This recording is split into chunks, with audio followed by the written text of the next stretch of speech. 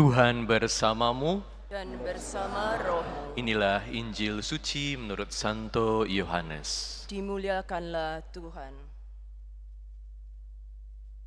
Dalam perjamuan malam terakhir, sesudah Yudas meninggalkan ruang perjamuan, berkatalah Yesus kepada para murid yang lain, "Sekarang Putra Manusia dimuliakan, dan Allah dimuliakan di dalam Dia.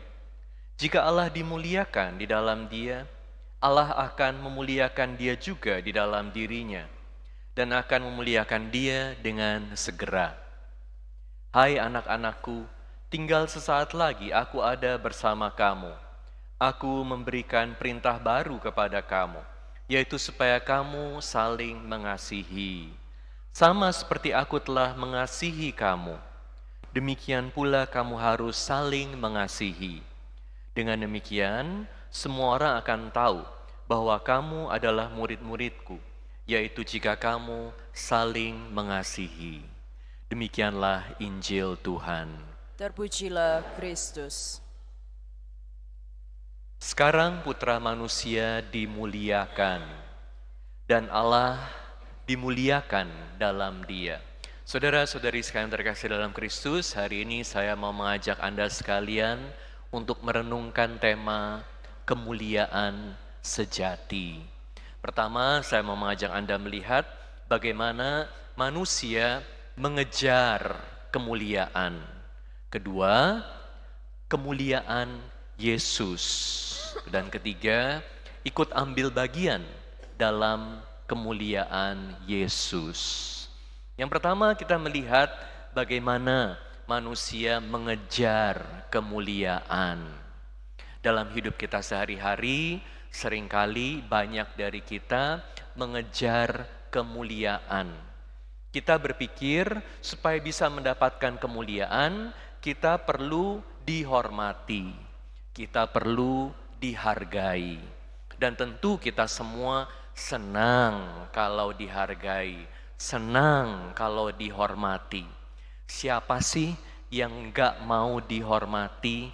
Siapa yang mau dihina? Ada di sini yang mau dihina? Siapa yang mau tidak dianggap?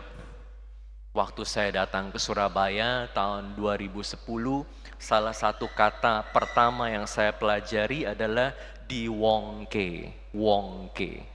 Diperlakukan sebagai manusia. Semua orang minta supaya diwongke. Jadi harus dihargai, harus didengerin, harus dianggap. Gak ada yang mau ditolak, dihina, dikecilin. Dan seringkali supaya kita bisa mendapatkan penghormatan, penghargaan, ini artinya kita harus berprestasi. Jadi semua orang mengejar prestasi, mengejar kekayaan, mengejar nama baik supaya dihormati. Boleh gak mengejar prestasi? Boleh gak mengejar kekayaan? Boleh gak mengejar kesuksesan? Jawabannya boleh, harus. Namanya manusia harus berusaha sebaik mungkin berprestasi, punya uang supaya bisa mengatur hidupnya dengan baik, dihormati. Ini harus diusahakan.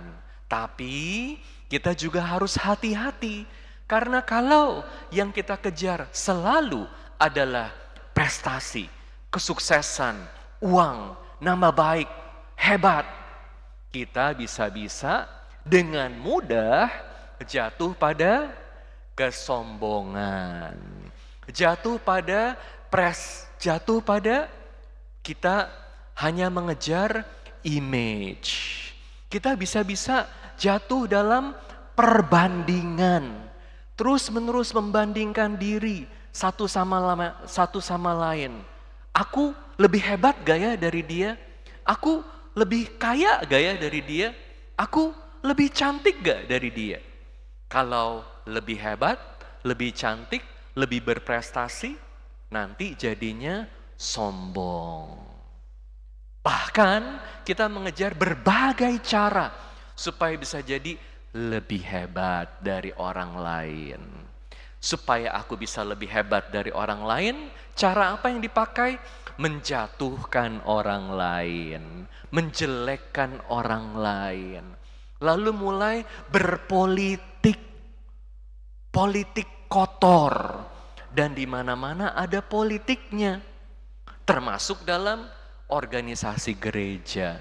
Sayang ya, dalam organisasi gereja yang harusnya orang-orangnya rajin berdoa. Harusnya suci-suci seperti Romo Seto, Romo Paroki ya. Tapi ternyata ada juga politiknya kotor. Sayang, kasihan deh. Udah di dalam gereja kok masih yang dicari nama, yang dicari penghormatan, harus dapat posisi, harus dapat peran, harus diakui, harus dapat panggung, harus dapat spotlight. Kalau udah jadi pemimpin, semua orang lagi lihat aku, jadi aku harus kelihatan hebat. Kasian deh. Karena apa? Karena yang dicari penghormatan, supaya mulia. Sementara yang gak diakuin, minder, rendah diri, menarik diri, protes. Aku gak mau terlibat, kamu aja. Malu, kecil hati, pahit, gak mau ke gereja lagi. Sayang, ini terjadi di mana-mana dalam semua organisasi. Hari ini kita melihat bagaimana Yesus dimuliakan. Yesus dimuliakannya gimana? Poin kedua, Yesus mengatakan, sekarang Putra Manusia dimuliakan dan Allah dimuliakan dalam Dia. Yesus mengatakan ini persis sesudah Injil Yohanes mengatakan Yudas meninggalkan ruang perjamuan. Artinya apa Yudas meninggalkan ruang perjamuan? Artinya Yudas mengkhianati Yesus.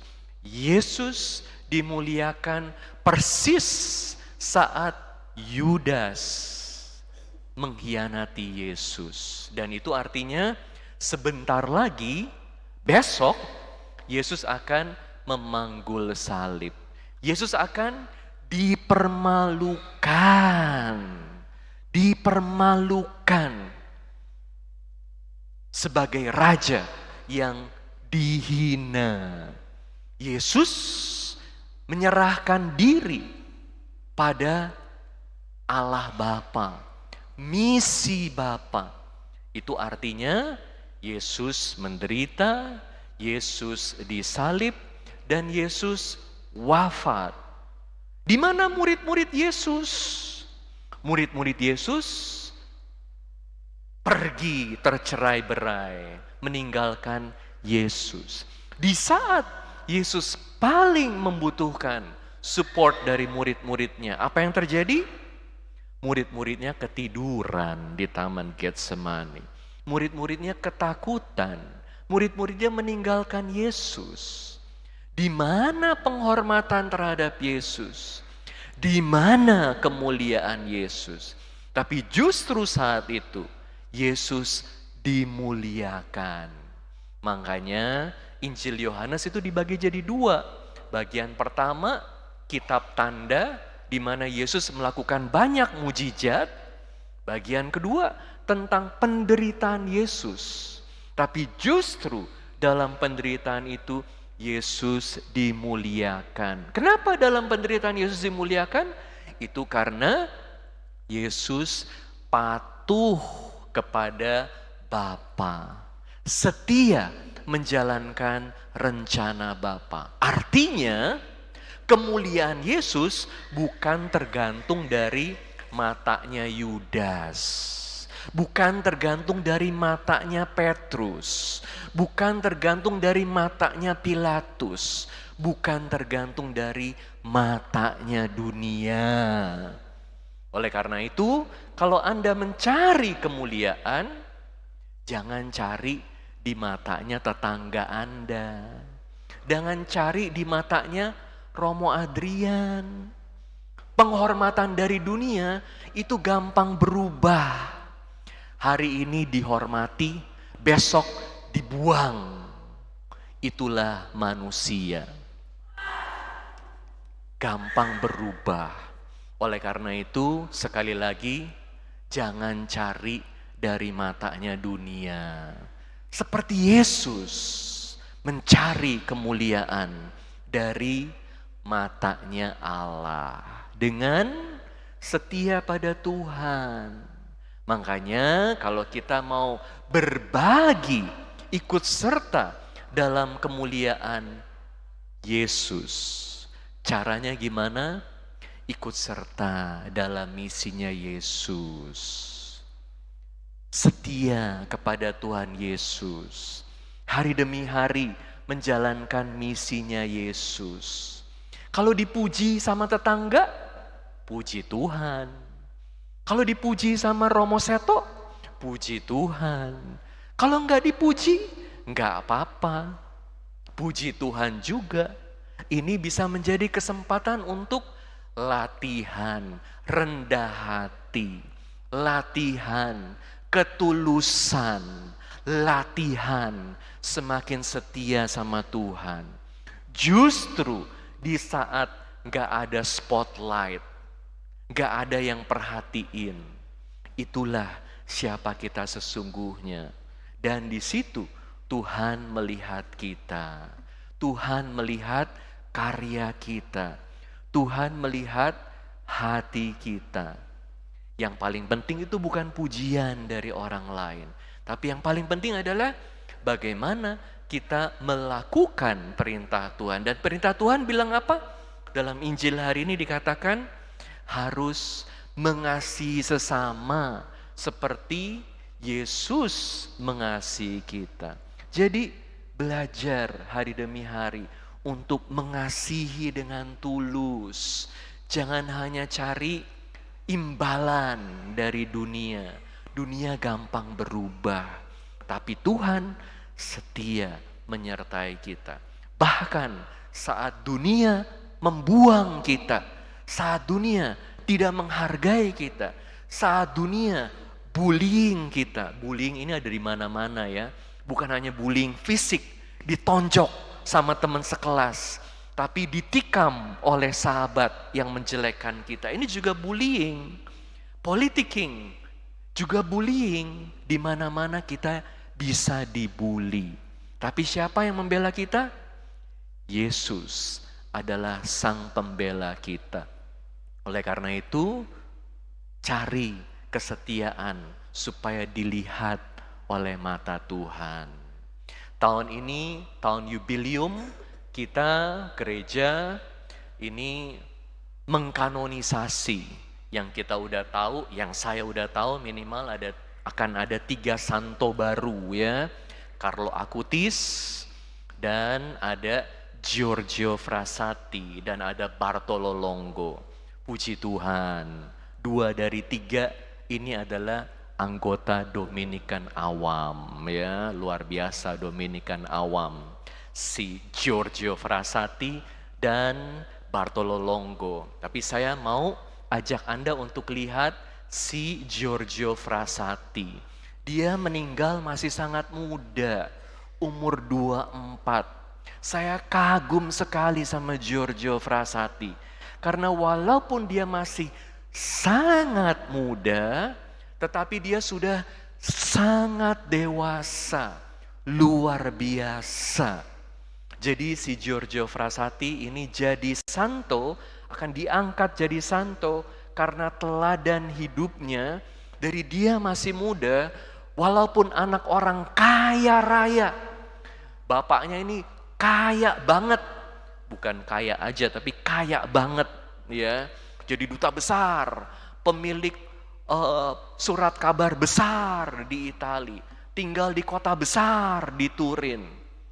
Giorgio Frassati dapat begitu banyak fasilitas dari orang tuanya. Dia bisa hidup hanya terlena dengan kekayaannya. Dia bisa hidup hanya dengan menikmati penghormatan dari banyak orang. Karena dia anak orang kaya. Tetapi dia gak berhenti di situ. Apa yang dia lakukan? Setiap hari dia selalu menolong orang miskin. Jadi waktu dia meninggal, ada ribuan orang yang datang untuk hormati dia. Dan yang luar biasa adalah orang tuanya sama sekali nggak tahu. Bayangin. Biasanya kan kita mencari afirmasi, mencari pujian, minimal dari orang tua kita kalau buat sesuatu yang baik.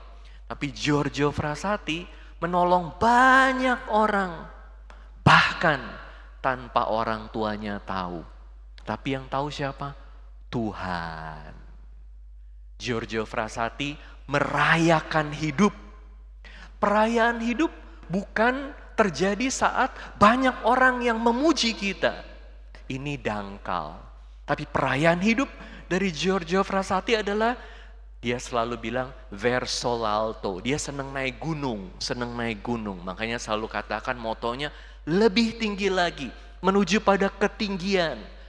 Ketinggian kalau dalam hidup spiritual artinya mencapai Tuhan, mencari Tuhan, menggapai Tuhan. Yang dia cari bukan pujian dunia. Itu dangkal, gampang berubah. Yang dia cari adalah pujian, tidak lain dari Tuhan Yesus sendiri yang adalah sumber hidupnya. Bagaimana dengan kita? Apa yang kita cari? Kemuliaan dunia atau mau ikut Tuhan Yesus? Semoga kita semua semakin hari semakin rendah hati, semakin penuh kasih, dan Yesus dalam hati kita selalu menjadi sumber hidup kita. Sehingga kita merayakan hidup karena Tuhan merayakan hidup kita yang setia kepada Tuhan, melakukan kehendak Tuhan. Amin.